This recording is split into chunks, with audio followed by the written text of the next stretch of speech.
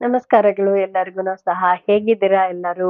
ಈಗ ಇತ್ತೀಚಿನ ದಿನಗಳಲ್ಲಿ 4 ದಿನದ ಹಿಂದೆ ಹುಬ್ಬಳ್ಳಿಯ ಒಂದು ಪ್ರಕರಣ 5 ವರ್ಷದ ಬಾಲಕಿಯನ್ನ ಅತ್ಯಾಚಾರ ಮಾಡಿ ಆಮೇಲೆ ಅವರನ್ನ ಸಾಯಿಸಲಾಗಿದೆ.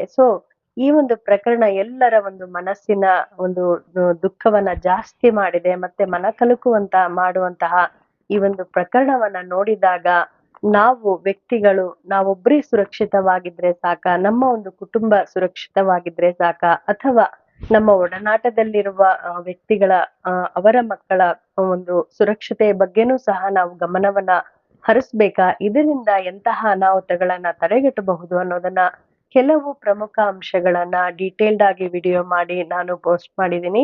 ಎಲ್ಲರನ್ನೂ ಸಹ ಭೇಟಿ ಮಾಡಿ ಆ ಒಂದು ವಿಡಿಯೋನ ನೋಡಿ ಆಮೇಲೆ ನಿಮ್ಮ ಒಂದು ಅನಿಸಿಕೆಗಳನ್ನ ನನಗೆ ತಿಳಿಸೋದನ್ನ ಮರಿಬೇಡಿ.